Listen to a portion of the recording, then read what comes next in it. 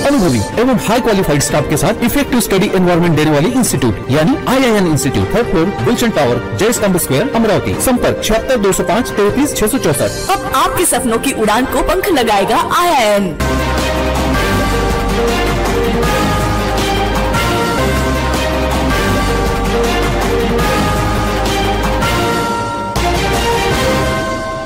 कुंभारवाड्यातील 2 युवक छत्री तलाव परिसरामध्ये गेले आणि त्यातीलच तलावामध्ये बुडून त्यांचा मृत्यू झाल्याची माहिती समोर येत आहे। शोध बचाव पथकाने दोन्ही युवकांचा मृतदेह बाहेर काढला। अमरावती शहरालगत असलेल्या छत्री तलाव येथे सोमवारी दुपारी 2 वाजताच्या सुमारास 2 तरुणांचा पाण्यात बुडून मृत्यू झाल्याची घटना उघडकीस आली आहे। ईद उत्सव असल्याने सणाचा आनंद घेण्यासाठी जुना बायपास मार्गावरील कुंभारवाडा परिसरात राहणारे 19 वर्षीय शेख उमेर आणि 16 वर्षीय अयान शेखजीत शाह हे दोन्ही युवक छत्री तलाव येथे फिरायला गेले होते। यावेळी शेख उमर याला पोहायचा मोह झाल्याने त्याने थेट छत्री तलावात उडी घेतली, मात्र त्याला पाण्याचा अंदाज न आल्याने तो पाण्यात बुडत होता। शेख उमर पाण्यात बुडत असल्याचे पाहून अयान शेखजीत शाह या तरुणाने त्याला वाचवण्यासाठी त्याने सुद्धा कोणताही विचार न करता थेट छत्री तलावात उडी घेतली।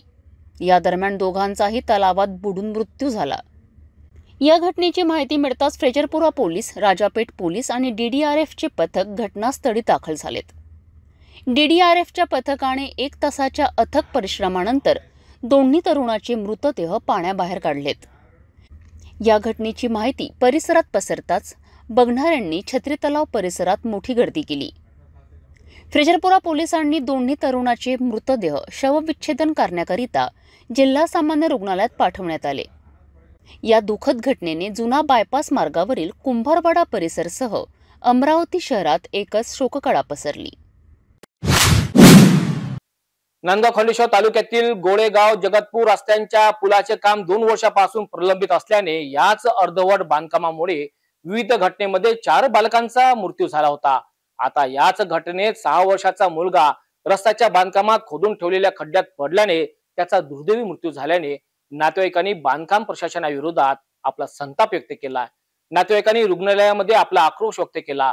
अखेर शिवसेना पदाधिकारी प्रकाश मारोटकर यांनी मध्यस्थी केल्याने नातेवाईकांनी शव ताब्यात घेतले।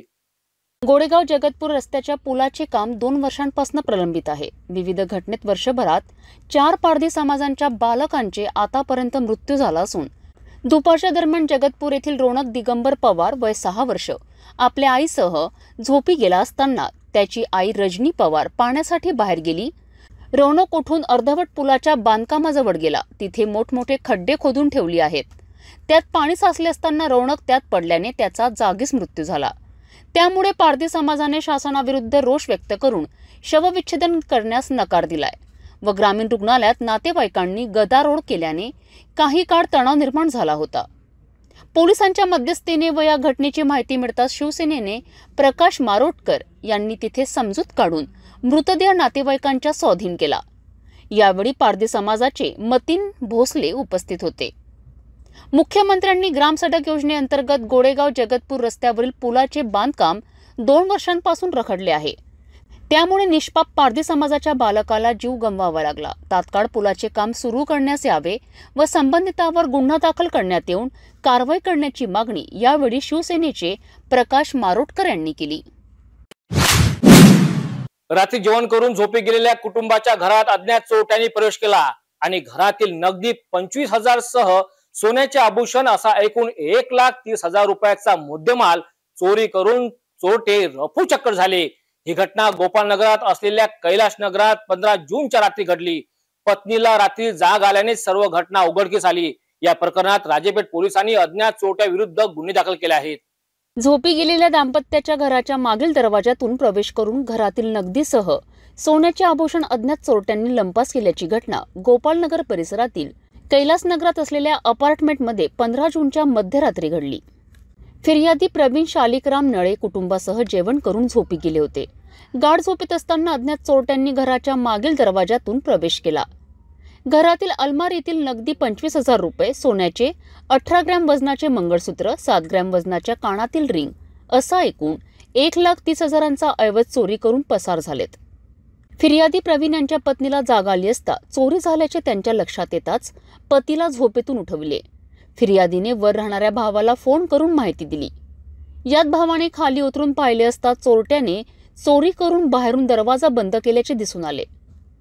तक्रार केली असता पोलिसांनी अज्ञात चोरट्याविरुद्ध कलम 457-380 अंतर्गत गुन्हे दाखल करून चोरट्याच्या शोधात लागले आहेत. अमरावती ग्रामीण पोलीस स्टेशन हद्दीत येत असलेल्या रहिमापूर पोलीस स्टेशनच्या हद्दीतील 2 मंदिरामध्ये दानपेटीत चोरी झाल्याची घटना घडली होती. याच 2 मंदिरातील दानपेटीतून अज्ञाताने 30,000 रुपये चोरी केले होते. अखेर रहिमापूर पोलिसांनी या घटनेत चोरट्याला ताब्यात घेऊन नगदी रक्कम जप्त केली आहे. ग्रामीण हद्दीत येत असलेल्या रहिमापूर पोलीस स्टेशन हद्दीत 2 मंदिरातील अज्ञाताने दानपेटीतून 30,000 चोरी केल्याची घटना घडली होती. यात मरीमाता मंदिर आणि विठ्ठल मंदिरात चोरी झाल्याने 2 वेगवेगळी तक्रार दाखल करण्यात आली.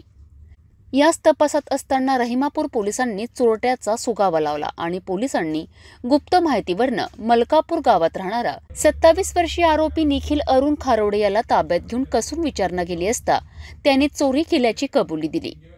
पोलिसांनी त्यांच्याकडनं 2,200 रुपये जप्त केले आहे. ही कारवाई ग्रामीण पोलीस अधीक्षक विशाल आनंद, अप्पर पोलीस अधीक्षक पंकज कुमावत यांच्या आदेशाने रहिमापूर पोलिसांनी केली. ईद उल अधा म्हणजेच बकरी ईद हा उत्सव अमरावती शहरात सर्व मुस्लिम बांधवांनी मोठ्या उत्साहात साजरा केला.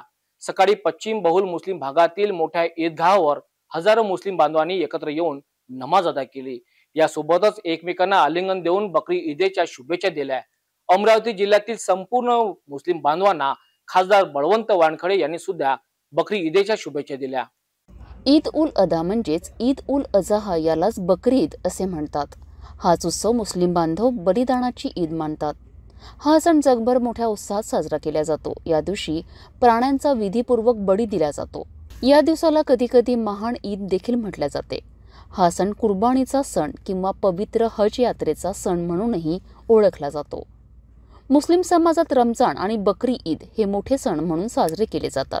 सोमवारी अमरावती शहरात सुद्धा मुस्लिम बांधवांनी पश्चिम मुस्लिम परिसरातील सर्वात मोठ्या ईदगाहवर एकत्र येऊन नमाज अदा केली. अल्लाची आठवण करून प्रार्थना करण्यात आली. यानंतर सर्व मुस्लिम बांधवांनी एकमेकांना बकरी ईदच्या शुभेच्छा दिल्यात.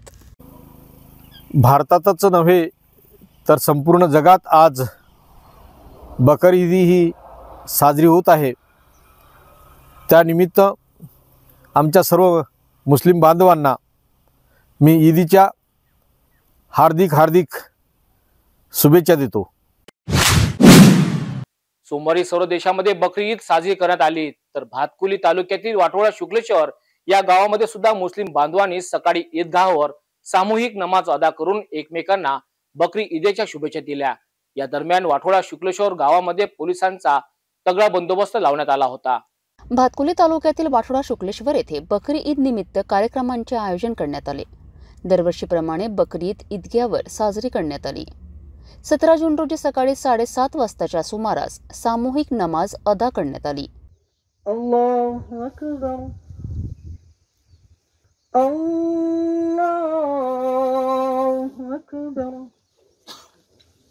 या दरम्यान मुस्लिम धर्मगुरू सय्यद मुफ्ती वकार अली, सय्यद शराफत अली यांनी मुस्लिम बांधवांना मार्गदर्शन केलेत. मुस्लिम बांधवांनी प्रत्यक्ष भेटून एकमेकांना शुभेच्छा दिल्यात. सकाळपासून गावात खोलापूर पोलिसांचा चोख बंदोबस्त ठेवण्यात आला.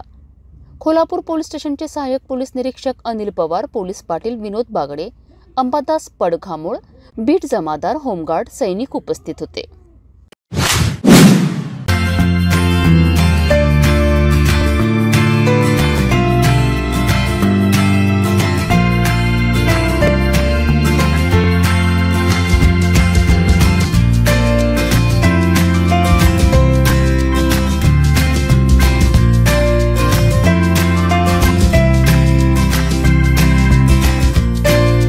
संपूर्ण लग्न बस्ता आराधना जवाहर रोड अमरावती.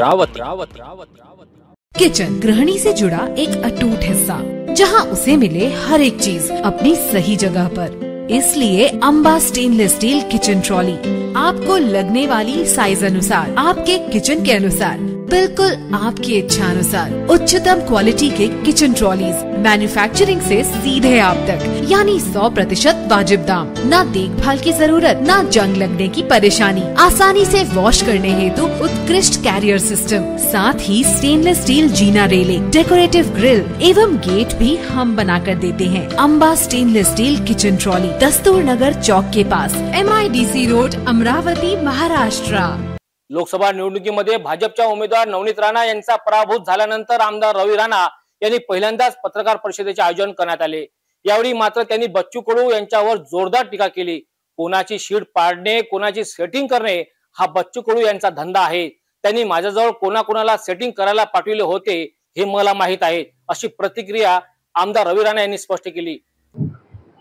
ज्यांच्या विषयावरती बोलत आहे, महाराष्ट्रामध्ये तोडीमध्ये, ब्लॅकमेलिंग मध्ये आणि वसुलीमध्ये त्यांचा नंबर 1 काम आहे। ज्या ठिकाणी ज्या ताटामध्ये ते खातात त्याच्याच पाठीमध्ये खंजीर खुपसण्याचं काम हे अचलपूर मतदारसंघाच्या आमदारांनी नेहमी केलेलं आहे। जो चेहरा आपल्याला दिसते तो चेहरा नाही आहे, तो चेहरा फक्त पडद्यावर जसा दिसते तसा आहे, पण अंदरचा जो चेहरा आहे कपट आणि छल आणि सगळ्या गोष्टीमध्ये जेव्हा मी म्हटलं होतं बाप बडा ना भैया सबसे बडा रुपया, जेव्हा त्यांची झुमली होती की खोक्याचं राजकारण कसं झालं, एका मागच्या सरकारमध्ये राहून मंत्रिपद भोगून तिथून बाहेर पडणे खोक्यासाठी आणि आज पुन्हा त्यांचं महायुतीला ब्लॅकमेल करणं चालू आहे की मला 20 सीटा लढवायच्या।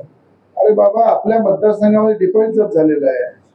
तुम्ही अमरावती जिल्ह्यामध्ये जे सीट उभी केली फक्त नवनीत राणाला पाळासाठी केली, ना नवनीत राणा ना जिल्ह्याच्या विकासाचा विचार केला, ना येणाऱ्या जिल्ह्याच्या भविष्याचा विचार केला, ना या शेतकऱ्यांचा विचार केला। मी स्वतः 4-4 वेळा शेतकऱ्यांसाठी जेलमध्ये गेलो, आंदोलन केले। त्यांनी एक आंदोलन दाखवा की 1 दिवस रात्रभर जेलमध्ये राहिला असं। आंदोलने करणे म्हणजे फक्त तोड्या करणे अशी परिस्थिती आहे। म्हणून माझं म्हणणं असं आहे की या सगळ्या तोडीबाजाचा हिशोब अचलपूर मतदारसंघातली जनता हे येणाऱ्या विधानसभामध्ये दाखवेल आणि आत्मपरीक्षण केलं पाहिजे की निवडणुकीमध्ये उमेदवार उभा केल्यानंतर त्याचं डिपॉझिट जप्त होते आणि स्वतःच्या मतदारसंघामध्ये डिपॉझिट जप्त होते आणि फक्त खेळी कशी करायची, तर कोणाला पाळासाठी काही ब्लॅकमेल करता येईल काय, काही वसुली होता येईल का, अशा प्रकारचं प्रत्येकाचा हिशोब हे अचलपूर मतदारसंघाची जनता विचारेल आणि वेळोवेळी त्या मतदारसंघामध्ये प्रत्येक हिशोब कसा विचारायचा आणि कशा प्रकारे ब्लॅकमेल केलं त्याचा पूर्ण पर्दाफाश मी करणार। यशोमती ठाकूर, बबलू देशमुख, सुनील देशमुख यांनी इमानदारीने काँग्रेसचे काम केले। जर खासदार बळवंत वानखडे यांना राणा दाम्पत्याची मदत लागली तर नक्कीच करू, असे स्पष्ट करून संजय खोळके यांनी कुठे कमर तर कुठे शिट्टीचं काम केलं असंही त्यांनी यावेळी आपल्या प्रतिक्रियेमधून रवी राणा यांनी स्पष्ट केले। आपल्या पक्षासोबत आपल्या उमेदवाराबद्दल काम करते, त्यांची भूमिका मी सांगितलंय। यशोमती ठाकूर असो, सुनील देशमुख असो, बबलू देशमुख असो, हे सगळे काँग्रेसचे इमानदारीने त्यांनी काम केलं आपल्या उमेदवार, त्याच्यात काही शंका नाही। आम्ही कुठेतरी कमी पडलो म्हणून आम्ही चिंतन करतो। बळवंत वानखडेंना मी खूप शुभेच्छा दिलेल्या आहेत आणि आपल्याच जिल्ह्यातला माणूस आहे, आता खासदार झालेला आहे आणि लढाईमध्ये जो जिता व सिकंदर राहते त्या पद्धतीचं बळवंत वानखडे जे आहे ते आज आपल्या जिल्ह्याचे आदरणीय खासदार आहेत आणि त्यांनी या जिल्ह्याच्या विकासासाठी नवनीत राणांनी जो प्रयत्न केला तो पुढे त्यांनी प्रयत्न केला आणि जिथे माझी गरज पडली, नवनीत राणांची गरज पडली, पूर्ण ताकदीने जिल्ह्याच्या विकास त्यांचा साथ देऊ। राज्यातील पोलीस दलाकरिता रिक्त पदे भरण्याकरिता येणाऱ्या 19 जून पासून पोलीस भरती प्रक्रियेला सुरुवात होणार असून यामध्ये पोलीस शिपाई, चालक, बँड्समन, सशस्त्र पोलीस, तुरुंग पोलीस अशा पदांची भरती सुरुवात होणार आहे।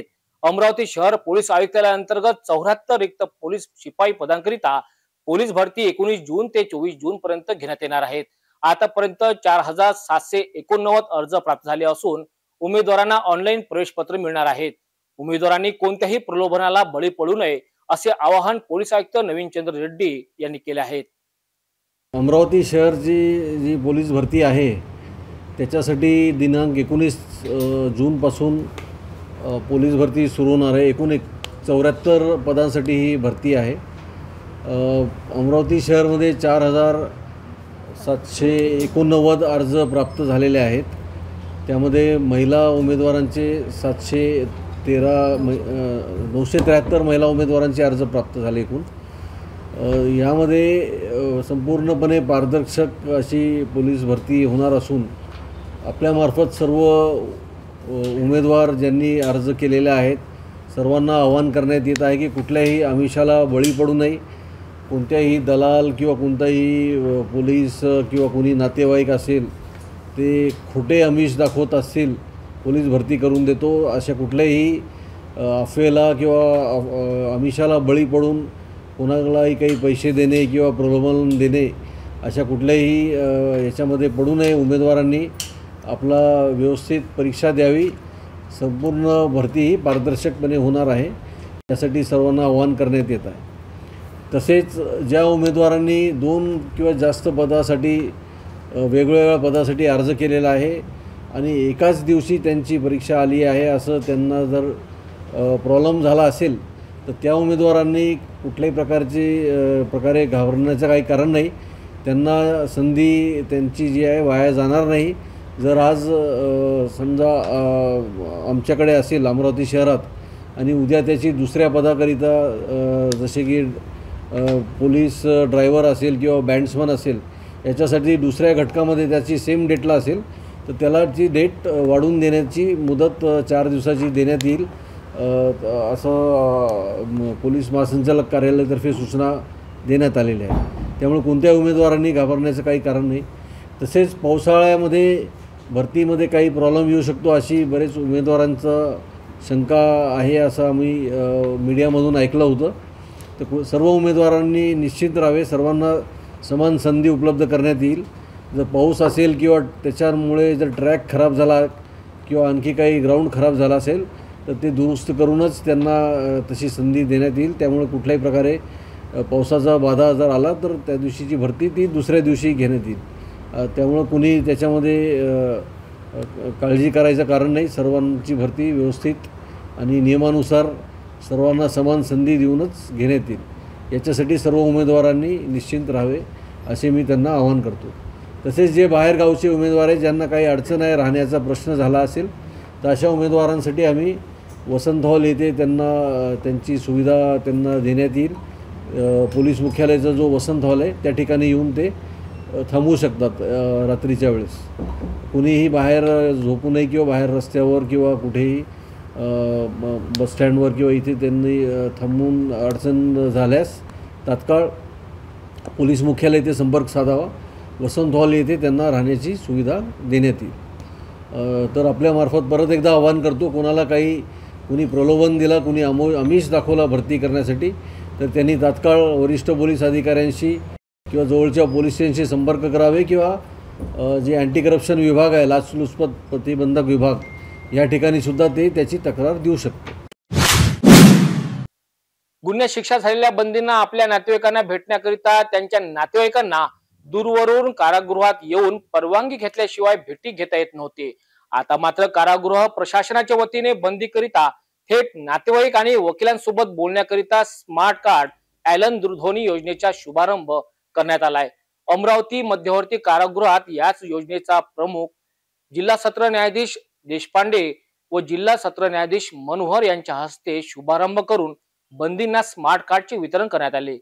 कार्डचा अवलंब कसा करण्यात येणार याची माहिती अमरावती मध्यवर्ती कारागृहाच्या अधीक्षक कीर्ती चिंतामणी यांनी आमच्या सिटीन्यूजकडे स्पष्ट केली.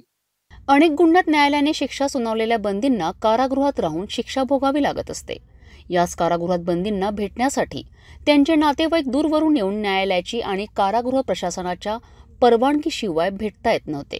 आता मात्र बंदीच्या भेटीसाठी म्हणजेच त्याच्यासोबत हितगुज साधण्यासाठी यासोबतच वकिलांना बंदीसोबत चर्चा करण्याकरिता कारागृह व सुधार सेवा विभागाचे अप्पर पोलीस महासंचालक व कारागृह महानिरीक्षक अमिताभ गुप्ता यांच्या संकल्पनेतनं तसेच कारागृह विशेष पोलीस महानिरीक्षक डॉक्टर जालिंदर सुपेकर नागपूर पूर्व विभागाच्या कारागृह उपमहानिरीक्षक स्वाती साठे यांच्या मार्गदर्शनात स्मार्ट कार्ड ॲलन दूरध्वनी या योजनेला सुरुवात करण्यात आली आहे. याच योजनेचा शुभारंभ अमरावती मध्यवर्ती कारागृहात 14 जून रोजी प्रमुख जिल्हा व सत्र न्यायाधीश देशपांडे, जिल्हा व सत्र न्यायाधीश मनवर यांच्या हस्ते स्मार्ट कार्ड ॲलन दूरध्वनी या योजनेचे उद्घाटन करण्यात आले। यावेळी अमरावती मध्यवर्ती कारागृहाचे अधीक्षक कीर्ती चिंतामणी यांच्या हस्ते मान्यवरांचे पुष्पगुच्छ देऊन स्वागत करण्यात आले। अमरावती कारागृहातील 1300 ते 1400 बंद्यांना स्मार्ट कार्डचा वापर करून ॲलन दूरध्वनी या सुविधेचा आठवड्यातून 3 वेळा, महिन्यातून 12 वेळा, 6 मिनिटे 72 रुपयामध्ये त्यांच्या नातेवाईकांसोबत व वकिलांसोबत बोलता येणार आहे। सध्या कारागृहात 7 ॲलन दूरध्वनी सुविधा बसविण्यात आल्या असून बंद्यांचा त्यांच्या नातेवाईकांशी जास्त वेळ संवाद झाल्यामुळे त्यांचे मानसिक स्वास्थ्य चांगले राहण्यास नक्कीच मदत होईल व त्यामुळे बंद्यांमध्ये सकारात्मक बदल होऊन त्यांचे मनपरिवर्तन होईल। या ॲलन दूरध्वनी या सुविधेचा लाभ 20 बंद्यांनी घेतलेला असून 100 स्मार्ट कार्ड ॲक्टिव्ह करण्यात आलेले आहेत। यासोबतच 700 कार्ड ॲक्टिव्ह करण्याचे काम प्रगतीपथावर असल्याची प्रतिक्रिया कारागृह अधीक्षक कीर्ती चिंतामणी यांनी स्पष्ट केली आहे। आमच्या कारागृहामध्ये 7 ॲलन फोन बसवलेले आहे आणि सदर ॲलन फोन हे आमचे माननीय अप्पर पोलीस महासंचालक अमिताभजी गुप्ता यांच्या संकल्पनेतून राबवले जात आहे आणि याच्यासाठी आमचे विशेष पोलीस महानिरीक्षक डॉक्टर जालिंदर सुपेकर सर आणि आमच्या DIG मॅडम स्वाती साठे मॅडम यांच्या मार्गदर्शनाखाली सदर ही योजना इथं राबवली जात आहे आणि याच्यामध्ये सध्याच्या स्थितीमध्ये या कारागृहात 7 ॲलन फोन बसवले आहे आणि त्याच्यासाठी 800 कार्ड बंद्यांना दिलेले आणि सदर कार्डची योजना जी अशी आहे की जसं आपण ATM वापरतो तसं हा कार्ड स्मार्ट कार्ड आहे। याच्यामध्ये प्रत्येक बंद्याच्या नावावर महिन्याला 72 रुपये चढणार आणि त्या 72 रुपयात ते महिन्यातून 12 वेळा आपल्या परिवाराशी बोलू शकणार, म्हणजे एका मिनिटाला 1 रुपया असं त्याचं चार्ज आहे आणि त्यामुळं बंद्यांचे जे परिवाराशी संवाद साधण्याची जी संख्या होती आधी 3 ते 4 महिन्यातून होती, आता हे 12 वेळा होणार। त्यामुळं बंद्यांच्या निश्चितच मानसिकतेत फरक पडणार आणि ते आनंदी वातावरण पण आहे बंद्यामध्ये, कारण त्यांना जास्तीत जास्त आपल्या परिवाराशी कॉन्टॅक्ट करता येणार आहे आणि त्याच्यासाठी ही योजना खरोखरच त्यांच्या मानसिक आरोग्यासाठी उपयोगी आहे। राज्यात अनेक पोलीस पदाकरिता येणाऱ्या 19 जून पासून मैदानी परीक्षाला सुरुवात होणार आहेत।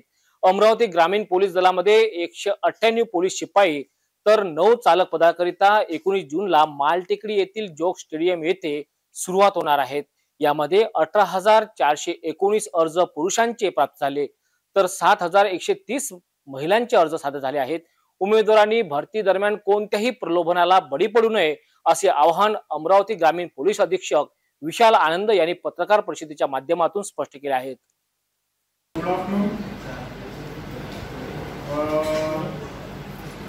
सभी को पहली चीज वेलकम टू अमरावती ग्रामीण यूनिट के आज की मंथन हॉल में। आज प्रेस कॉन्फ्रेंस लेने का मुद्दा एक ही है रिगार्डिंग अपना पुलिस भर्ती जो पूरे महाराष्ट्र में और अमरावती ग्रामीण यूनिट में भी 19 से शुरू होगा। आवाज़ सभी को आ रही है या किसी का कोई चलिए। तो परसों से हम पुलिस भर्ती शुरू करने वाले हैं। तो जैसे अमरावती ग्रामीण से पहले एडवर्टाइजमेंट वगैरह दिया गया था रिगार्डिंग भर्ती, अमरावती ग्रामीण में रेगुलर पुलिस कांस्टेबल टोटल जो है 198 वैकेंसीज भर्ती करने का परमिशन हमको दिया गया है और चालक पुलिस कांस्टेबल 9 वैकेंसीज का भर्ती करने का परमिशन जो है हमको शासन से DG ऑफिस के मार्फत से जो है हमको मिला गया है। उसी हिसाब से टोटल एप्लीकेशंस जो हमारे पास आए हैं वो कुल मिला के रेगुलर पुलिस कांस्टेबल्स का 25,549 एप्लीकेशंस आए हैं, ये रेगुलर के हैं। और चालक पुलिस कांस्टेबल के 2,432 एप्लीकेशंस आए हैं अक्रॉस वेरियस कैटेगरीज। तो हमने अपने हिसाब से शेड्यूल जो है बनाया है पुलिस रिक्रूटमेंट का। ये लगभग शेड्यूल जो है पूरे कम से कम 1 महीने के आसपास का शेड्यूल बनाया है। एंड इसमें सारे फैक्टर्स जो है काउंट किए गए हैं। नंबर 1, क्योंकि जून का महीना है तो अभी धूप मई के इतना ज़्यादा नहीं रहेगा, बट फिर भी धूप एक फैक्टर रहेगा जो अफेक्ट कर सकता है आउटडोर ग्राउंड इवेंट्स को। उसके अलावा बारिश भी एक इशू है कि बारिश अगर ज़्यादा मात्रा में हुआ तो ग्राउंड इवेंट कंडक्ट करना भी डिफ़िकल्ट है। तो ये भी 2 फैक्टर्स हैं जो बाकी के इससे पहले के भर्ती जो हुए हैं इसमें ये 2 फैक्टर्स नहीं थे। बट इस बार जो हम जून में भर्ती ले रहे हैं तो ये 2 फैक्टर्स एक इशू क्रिएट कर सकते हैं। इसको ध्यान में रखते हुए हमने तैयारी अपनी की है। एंड इसके अलावा एकूण जो है 5 SDPOs that is DYSP rank officers और 11 PI, 40 API और PSI और इसके अलावा 312 पुलिस अमलदार ये ड्यूटी पे लगने वाले हैं। इनका बंदोबस्त हमने लगाया है पुलिस भर्ती के लिए। इसके अलावा हमारे SP ऑफिस के मंत्रालयीन स्टाफ लगभग 40 लोग वो भी लगने वाले हैं। इसके व्यतिरिक्त बाकी का जो सपोर्टिंग टीम है हमारा साइबर सेल देने वाला है जो 1 अधिकारी और लगभग 10 कर्मचारी रहेंगे। तो पूरा मिला के लगभग 400 के ऊपर 400 to 400 और ये हमारा मनुष्यबल जो है पुलिस बल भर्ती के प्रक्रिया में इन्वॉल्व रहने वाला है। एंड जैसा हर साल हर बार जो पुलिस भर्ती होती है उसी हिसाब से या हमारी कोशिश रहेगी कि उससे भी बेहतर भर्ती जो है इस बार लेने का। एंड जो आपकी भर्ती है I as a unit commander as SP of Amravati rural, ये मेरी जिम्मेदारी रहेगी कि भर्ती का जो पूरा प्रोसेस है उसको हम ट्रांसपेरेंट फेयर मैनर में कंडक्ट करें ताकि किसी एक उम्मीदवार को फ़ायदा ना हो, ना ही किसी दूसरे उम्मीदवार को नुकसान हो। ऐसा हम कंडक्ट करना चाहेंगे। ये मेरी जवाबदारी रहेगी, मेरी जिम्मेदारी रहेगी। And I am very positive कि मेरे साथ में मेरे जितने भी हमारे स्टाफ है उस सारे लोग जो है मेरा इस विषय में सहकार्य करेंगे। आप लोगों से भी मेरी विनती रहेगी कि हमारे भर्ती के प्रोसेस में एक आधा अगर आपके कान में किसी गोपनीय तरीके से कोई माहिती मिलती है किसी कैंडिडेट को, चाहे हमारे गढ़ के कोई स्टाफ या बाहर का कोई व्यक्ति फलाना कैंडिडेट को प्रलोभन करने की कोशिश कर रहे हैं या अदरवाइज हमारे भर्ती के प्रोसेस में कुछ फेरफार हो रहा है, ऐसा गोपनीय चीज़ अगर आपके कान में कुछ पड़ता है तो कृपया करके मुझे पर्सनली भी आप बता सकते हैं ताकि मैं अपनी तरफ से जो भी करेक्टिव मेजर्स लेना चाहिए वो भी मैं लेके फिर सुधारना करूँगा। बट हमारा ऑब्जेक्टिव एक ही है कि हर बार जो है पुलिस भर्ती पूरे महाराष्ट्र में ही बहुत ही अच्छे से ट्रांसपेरेंट मैनर में होता है एंड वो भी कंडक्टिवली ताकि कैंडिडेट को कम से कम परेशानी हो। उसी हिसाब से इस बार भी लेने का हमारा कोशिश रहेगा, प्रयास रहेगा और आप लोगों का सभी का सहकार्य हमारे लिए इस चीज़ के लिए ज़रूरी रहेगा। तो आई होप आपका सहकार्य भी मुझे मिलेगा। Thank you. तो आगे किसी का कोई क्वेश्चन है तो प्लीज़ बताइए।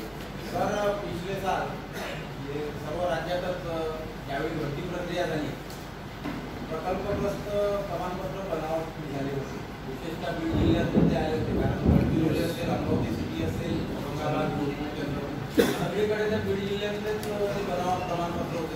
यावर्षी म्हणजे समोर नुकसान कसं आहे की ते बोगस निघाले म्हणजे तेवढी एक जागा व्यापून जाते, म्हणजे बाकी प्रयत्न करणारे पोरं थांबून जातात। कारण मीटिंग लिस्टमध्ये मुलं घेतलेले नाही. तर अशा वेळी असे बोगस प्रमाणपत्र सुरुवातीला ट्रॅक करता यावे यासाठी काही स्वतंत्र यंत्रणा आपण ठेवणार आहे का?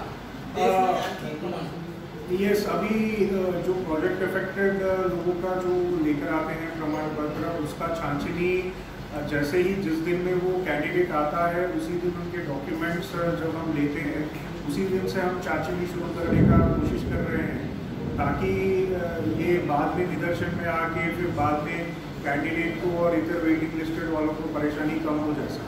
तो नंबर 1 ये है. उसके अलावा भी डीजी ऑफिस कुछ इस पर्टिकुलर विषय में मार्गदर्शन देता है तो वो भी हम इम्प्लीमेंट करेंगे. नाही तसं त्यांच्याकडे असते ते ओरिजिनल सारखं, पण त्यावर जॉब नंबर डमी असतो किंवा स्कॅन चुकीचा असतो, अशी काही यंत्रणा नाही का? कारण आता सगळं ऑनलाईन आहे.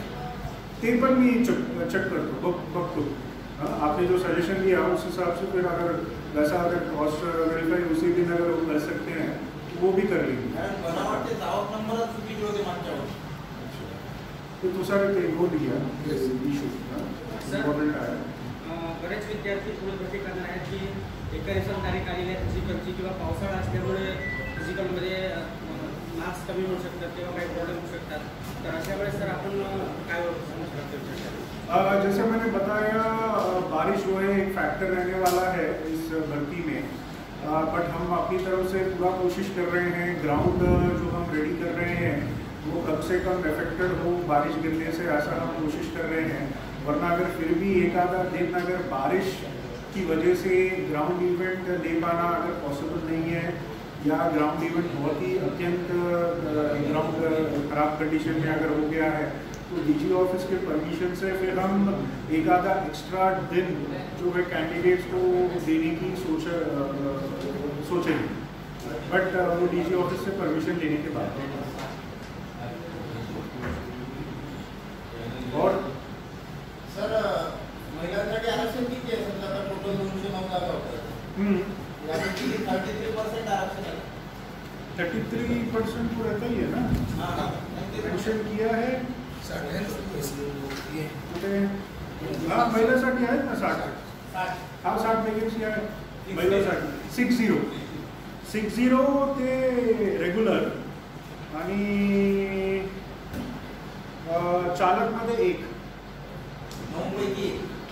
9 पैकी 1.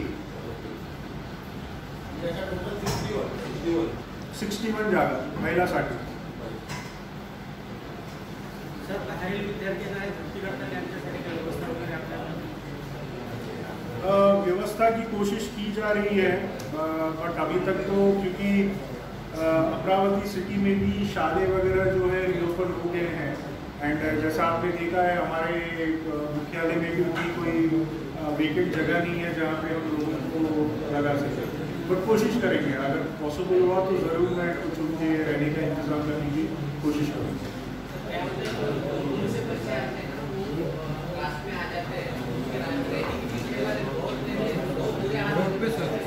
अच्छा,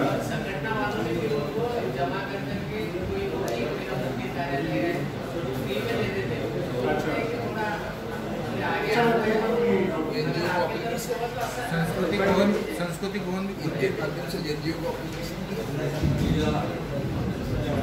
चेक कर लेना अगर कोई पॉसिबिलिटी है.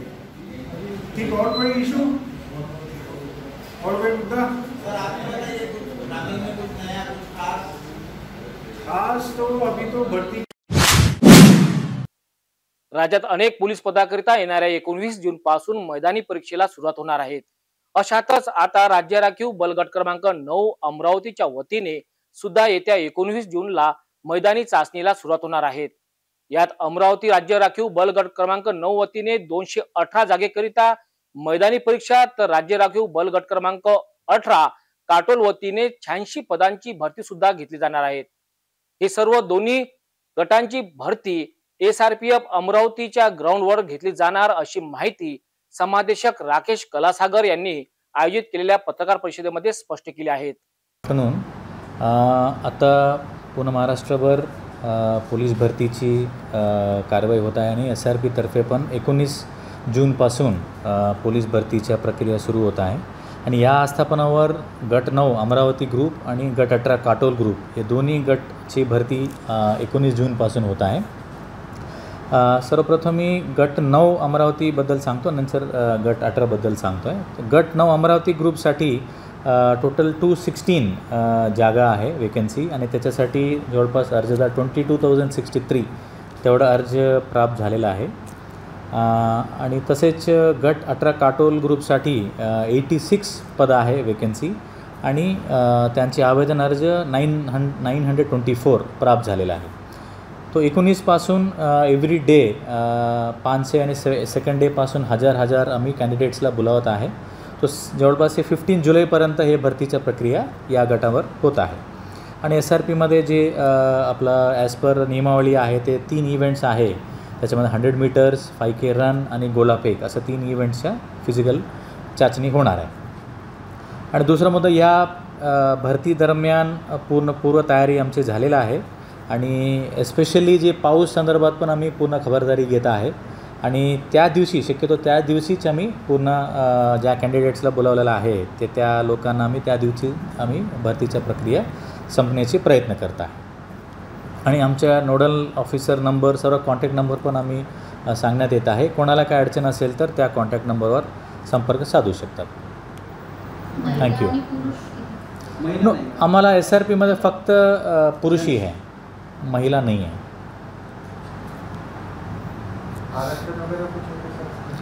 हां, नाही म्हणजे गट 18 काटोल भरती जे आहे त्याच्यामध्ये फक्त 3ही जिल्ह्याच्या उमेदवाराचे समावेश असतात. चंद्रपूर, गडचिरोली, गोंदिया या 3ही जिल्ह्याच्या कॅन्डिडेट्स त्याच्यामध्ये अर्ज करू शकतात. तो त्याप्रमाणेच ते ऑनलाईनमध्ये ते अर्ज केला असावी. बट गट 9साठी पूर्ण महाराष्ट्रभर ते अर्ज करू शकतात. हां, फर्स्ट डे आम्ही 500 बोलावत आहे, आणि सेकंड डेपासून 1000 आम्ही बोलावत आहे. तर टोटल प्रोसिजर आमची 15 जुलैला गट 9 संपत आहे. त्याच्यानंतर 17-18 असा 18 जुलैला गट 18ची ग्रुप रिक्रूटमेंट संपत आहे. येस, आमच्या गटामध्ये एक शाला आणि मंगल कार्यालय आहे. तो रात्री तिथं थांबण्याची व्यवस्था आम्ही करतो आहे. तर लास्ट टाईम भरतीमध्ये पण आम्ही तसं व्यवस्था केलेला आहे.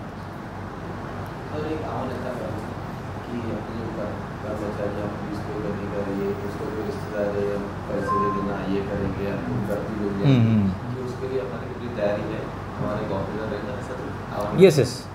हां, भरती दरम्यान होणारे मिसचीफ किंवा हे गैरप्रकार त्या अनुषंगाने पण पूर्ण खबरदारी घेतलेला आहे.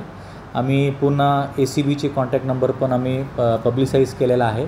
आणि आमच्या टीम पण आम्ही एक सर्व्हलन्ससारखं आम्ही एखादा असा प्रकार निदर्शन येतात त्यावर तात्काळ आम्ही कारवाई करत आहे. आणि डिकॉय कोणी दुसरा कॅन्डिडेटला जे प्रॉक्सी म्हणून पाठवतात ते डमी उमेदवार तसा ना पाठवण्यादृष्ट्या आम्ही त्यांची बायोमेट्रिक्स आणि त्यांची CCTV फुटेजेसमध्ये पण आम्ही त्यांचे फेशियल वगैरे आम्ही सेव्ह करून, आणि त्यांच्या लेखीमध्ये जेव्हा बोलावत येत आहे तेव्हा आम्ही खात्री करून हे डमी उमेदवार दृष्ट्या पण आम्ही तयारी केलेला आहे.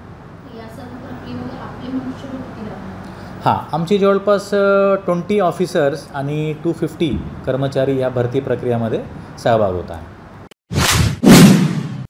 भातकुली तालुक्यातील निम्न पिढी प्रकल्प अंतर्गत येणाऱ्या 7 गावापैकी एक म्हणजेच गोपगव्हाण एक पुनर्वसन गाव आहे. याच पुनर्वसन गावामध्ये अनेक कुटुंबांना प्रशासनाने घरे सुद्धा बांधून दिली. मात्र अद्यापर्यंत प्रशासनाने येथील नागरिकांना कोणत्याच सुखसुविधा दिले नसल्याने नागरिक वंचित दिसून येत आहेत. येथे शाळेचे बांधकाम तर पिण्याच्या पाईपलाईन निकृष्ट दर्जाची यासोबतच विजेचा पत्ताच नाही. अनेकदा निवेदन देऊन सुद्धा प्रशासनाने यावर चुप्पी साधल्याचे दिसून येत आहेत. पहा पुनर्वसन गोपगव्हाण एक वंचित गावाचा हा स्पेशल वृत्तांत. भातकुली तालुक्यातील निम्नपेठी प्रकल्प अंतर्गत 7 गावांचे पुनर्वसन करण्यात आले. त्यामधूनच एक गोपगव्हाण हे गाव सुद्धा आहे. निम्नपेठी प्रकल्पाचे हे काम जवळपास पूर्णपणे होण्यास आले आहे. मात्र पुनर्वसन केलेल्या गावांमध्ये कुठल्याच प्रकारची सोयीसुविधा अद्याप दिसून येत नाही. गावामध्ये लाईट, पाणी कुठल्याच प्रकारची सुविधा दिसून येत नाही. तसेच गावांमध्ये ग्रामपंचायत व शाळेचे बांधकाम केलेले होते, मात्र चालू होण्या अगोदरच काम निकृष्ट दर्जाचे दिसून येत आहे. शाळेतील खिडक्या दरवाजे पूर्णपणे तुटलेले दिसून येत आहे. तसेच गावामध्ये पाण्याची टाकीचे बांधकाम पूर्ण झाले होते, मात्र त्याची पाईपलाईन ही निकृष्ट दर्जाची असल्यामुळे गावकऱ्यांना पाण्याची मोठी अडचण भोगावी लागत आहे. गोपगव्हाणवरून आम्ही इथे पुनर्वसनमध्ये स्थलांतरित केलेलं आहे आणि पुढच्या महिन्यात माझं लग्न आहे. त्या कारणाने इथं पाण्याची व्यवस्था नाही आहे, लाईट नाही आहे, शासनाने ते नवीन नवीन स्कीम लागूनही केलेल्या आहेत आणि मेन धरण आमच्या गावामध्ये असून सुद्धा आमच्या गावासाठी काहीच सोयी उपलब्ध नाही आहेत. आमच्या गावामुळे दुसऱ्या गावांचा फायदा झालेला आहे, परंतु आमचं गाव सर्वात मागं राहिलेलं आहे. रस्ते आहेत तुमच्या गावात? रस्ते बनवायचेच आहेत, अजून रस्त्यांचं काम पूर्ण झालेलं नाही आहे.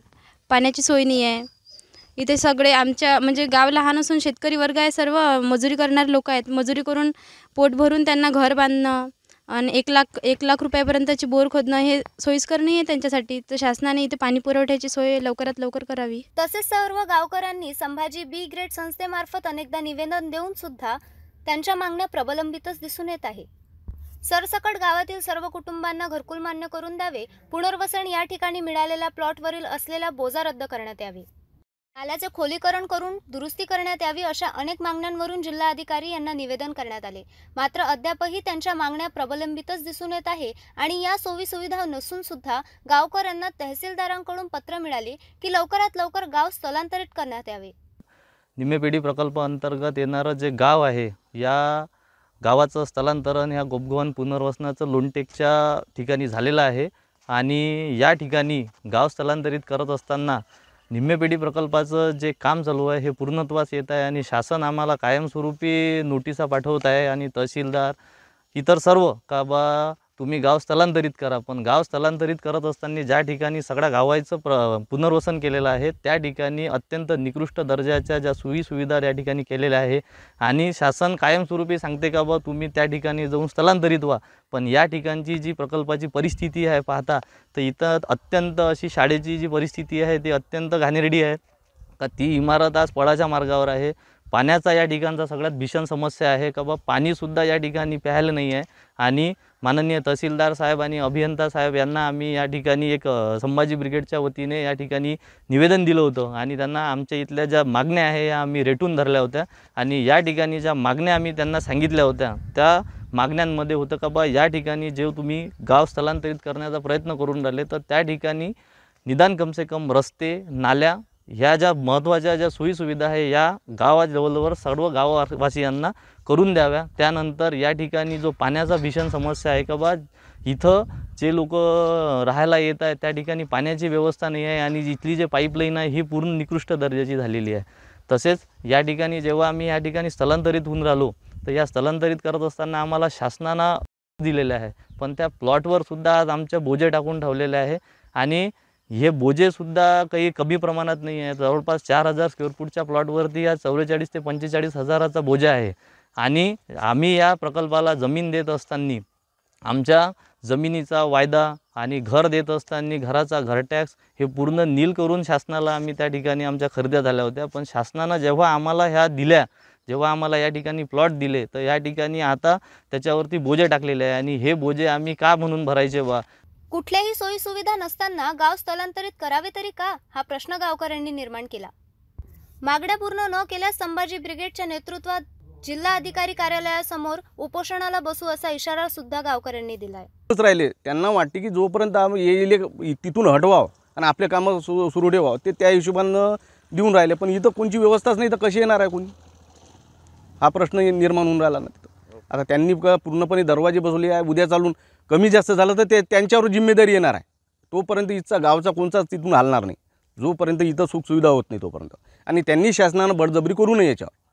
नाही तर कसं आहे आम्ही आंदोलन उपोषण मांडलं तिथं, दुसरं काहीच होणार नाही.